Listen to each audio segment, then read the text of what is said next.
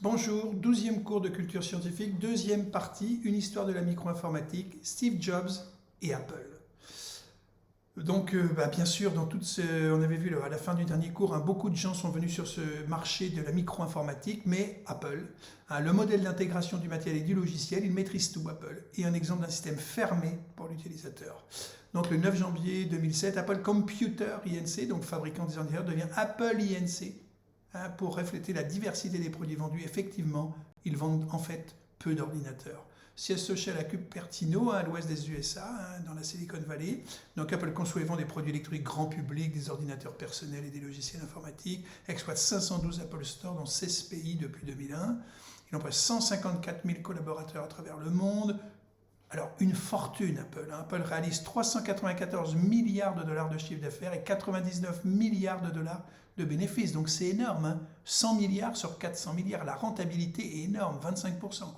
Capitalisation, 2900 milliards de dollars. Fonds propres, 63 milliards. Ils peuvent acheter ce qu'ils veulent. La Silicon Valley, c'est tous ces noms que l'on connaît. Mountain View, Santa Clara, San Jose, etc. autour de San Francisco. Le controversé patron d'Apple, Steve Jobs, 317 brevets déposés de son vivant, 141 depuis sa mort. Tiens, étonnant, selon MIT. Et son compère Steve Wozniak ou Stephen Wozniak. Donc les deux Steve, regardez les dates de naissance, 55 2011 et Wozniak 50, donc il avait 50 plus que Jobs. Stephen Paul Jobs est né le 24 février 1955 et abandonné à sa naissance. C'est un enfant abandonné, Steve Jobs. Dans un hôpital de San Francisco, son père est Abdul Fattah Jandali, étudiant aux États-Unis et fils d'une riche famille syrienne musulmane, et sa mère, Johanne Schiebel, fille d'une famille d'émigrants allemands aux États-Unis. Donc ils l'ont abandonné et Steve Jobs va être adopté par Paul et Clara Jobs, qui vivaient à San Francisco. Donc on voit son papa d'adoption, Paul, avec Steve. Donc il a 1 an, 56. Les Jobs déménagent à Mountain View lorsque Steve Jobs a 5 ans, puis pour que Steve puisse aller dans un bon collège, il redéménage dans un quartier de Los Alamos lorsque Steve Jobs a une dizaine d'années. Voilà Jobs au lycée, en 1972, il a 17 ans. Donc l'ambiance des années 70 en Californie, le Wool Earth Catalogue publié par Stewart Brown entre 68 et 72, spécialisé dans les produits de la contre-culture américaine et entre autres électronique. Donc c'est dans ce fameux Wool Earth Catalogue que l'on trouve la phrase « Stay hungry and stay foolish », restez vivant, restez affamé, le leitmotiv des jeunes gens. Donc c'était des magazines très prisés des jeunes gens. L'Homebrew Computer Club, donc de nouveau un newsletter, c'était un club dans lequel se rencontraient les gens passionnés d'électronique. Alors on voit Steve Wozniak ici, donc les destinées de Jobs et de Wozniak vont être intimement liées depuis leur rencontre au Homebrew Computer Club. Ils se rencontreront dans ce club où il y a des passionnés d'électronique et d'informatique, et puis ils vont être bidouillés en électronique, des bidouilleurs. On voit le directeur du club là nous parler, c'est incroyable quoi. Lee Fesselstein, je crois, et qui nous raconte comment ça marchait. Bon, c'était une réunion de hippies, en fait. Mais c'est de là que va émerger les premiers micro-ordinateurs. 71, donc Jobs rencontre Wozniak, ils partagent des valeurs communes électroniques, Dylan, la musique, bien sûr, les Beatles. Ils sont tous les deux très jeunes. Wozniak fut la première personne rencontrée par Jobs qui en savait plus que lui en matière d'électronique, dit Jobs. De son côté, Wozniak admirait l'assurance de Jobs. Oui, Wozniak a dit que Jobs était impressionnant quand même de charisme. Les deux compères commencent à travailler sur des Blue Box, c'est un système pirate permettant de téléphoner gratuitement à l'international. Donc ils vendaient l'appareil, c'est Jobs qui va inciter Wozniak à vendre. Wozniak voulait donner cet appareil, mais lui, non, on va le vendre. Et voilà, ils ont gagné de l'argent à ce jeu-là. Donc en 72, Jobs suit 18 mois de cours à l'université de Portland. Il va faire 1 ou 2 ans d'université, Jobs. Donc il est né en 55, en 75 il a 20 ans. Donc là il n'a pas 20 ans. En 1974, après avoir vécu une vie de bohème durant 18 mois, Steve Jobs décide de rentrer chez ses parents et de trouver un travail.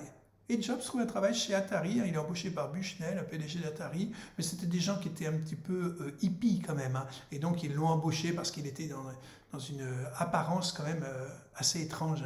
En 1974, Jobs et Kottke vont partir en voyage en Inde pour 7 mois, ils vont revenir, donc Jobs portait un grand sérieux orange, sale, donc il est obligé de travailler en se décalant vis-à-vis des autres ingénieurs programmeurs de Bushnell chez Atari.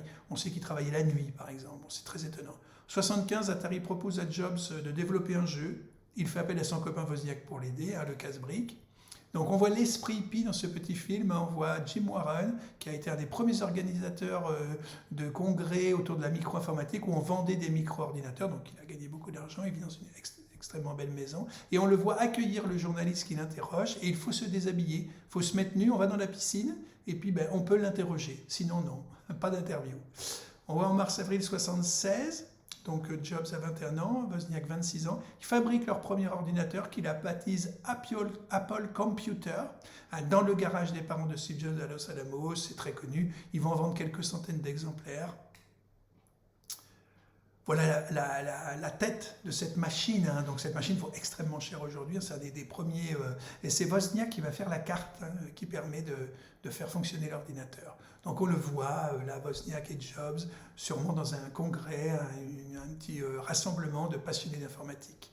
Oui, ça coûte très cher aujourd'hui un exemplaire du premier ordinateur, hein, fabriqué, l'Apple Computer, vendu en 1975. Donc ça vaut aujourd'hui, hein, dans une maison de, comment dire, c'était vendu aux enchères, excusez-moi, il a trouvé preneur pour 500 000 € quand même, hein. Donc c'est impressionnant, quoi. Donc, en 1er avril 1967, Jobs, Wozniak et Ronald Wayne, dont on connaît peu, hein, le nom, signent les papiers, les établissant comme actionnaires de l'entreprise Apple Computer, 45% pour Jobs et Wozniak chacun, et 10% pour Wayne. Ronald Wayne, c'est un ingénieur, hein, beaucoup plus vieux qu'eux, il est né en 1934, hein, il a 20 ans de plus qu'eux, et créateur du premier logo d'Apple en 1976. Ce fameux Ronald Wayne va vivre quelque chose de terrible à la fin de sa vie. Il n'aura plus de travail, il vivra dans une caravane tout seul. Et en fait, à la commémoration de la mort de Jobs en 2011, on a invité Ronald Wayne comme étant un des 3 créateurs d'Apple, et on lui a offert un iPad. La grande générosité d'Apple. Alors qu'il était potentiellement possesseur s'il n'avait pas vendu ses parts à Jobs et Wozniak, hein, sous la pression un peu. Enfin, il a eu peur que l'entreprise périclite, et c'était le seul solvable probablement. Donc il va revendre très vite ses parts, hein, en 1976, alors que voilà, la mort de Jobs, il était potentiellement possesseur. Je crois la capitalisation boursière à cette époque, en 2011, c'était 650 milliards de dollars. Il était possesseur de 65 milliards de dollars. Donc c'est incroyable, quoi.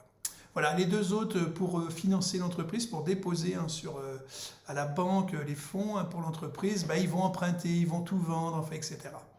Et à un moment, ils vont être obligés aussi de racheter les parts de Wayne. Pas John, Ronald. Voilà. Alors, on voit Steve Wozniak qui est très sympathique, hein, qui finira prof, je crois, d'informatique, il va abandonner à un moment donné Jobs dans l'Apple qui grossit, quoi. C'est quelqu'un qui n'imaginait, était très discret, il n'aurait jamais imaginé devenir ce qu'il est devenu, quoi. En 1977, donc, ils vont créer Apple Computer Company, hein, ils vont recruter Mike Markula, donc devient de droit américain. Lorsque Markula signe les papiers correspondants chez Mike le 3 janvier 1977, Markula, il n'a que 33 ans lorsqu'il devient président d'Apple, mais il avait déjà pris sa retraite après avoir travaillé pour Fairchild, ensuite pour Intel. Il avait gagné des millions de dollars avec ses stock options quand le fabricant de puces fut coté en bourse. Voilà. Ces gens faisaient des fortunes, hein, lorsque l'entreprise rentrait en bourse. Et bien évidemment, l'action qu'ils n'avaient eu pratiquement pour rien, elle valait peut-être 1000 $. Ils en avaient 1000. Et ben oui, c'était 1 million. C'est incroyable, quoi. En 1978, donc il a 23 ans, à l'Apple II, donc c'est peut-être un des premiers micro-ordinateurs qui s'est beaucoup vendu, conçu par Stephen Wozniak et produit par Apple, un des premiers ordinateurs personnels au monde, fabriqué à grande échelle. On voit le logo, hein, premier logo, c'était Newton qui prenait une pomme sur la tête, et voilà le logo de Rob Janoff en 1976. Donc là, on voit une interview de Steve Jobs qui raconte qu'effectivement, c'est allé très vite pour lui. En 1978, il pesait, je crois, 1 million de dollars. En 1979, 10 millions. En 80, 100 millions. Il avait 25 ans. Bon, la réussite incroyable, quoi. Donc il va se vendre à grande échelle, hein, et c'est Jobs qui a réussi à trouver l'argent. Il fallait aller chercher l'argent pour les fabriquer, les 1000 Apple II. Il fallait acheter les composants, etc. Donc il était persuasif. On voit l'équipe, hein, l'équipe qui a produit l'Apple II en 1978, et on voit un jeune homme, hein, au milieu. On voit tout un tas de gens que l'on va suivre dans l'histoire d'Apple, mais il y en a un, là, Chris Espinoza. Il est rentré à 14 ans chez Apple, vous vous rendez compte. Il était très très jeune, et il doit y être encore, hein, sûrement. Et on voit dans ce petit film, Chris Espinoza nous raconter sa vie chez Apple. Donc, cet Apple II va être commercialisé pendant 16 ans. Il s'en vendra près de 6 millions d'exemplaires, donc vous imaginez la manne d'argent, quoi.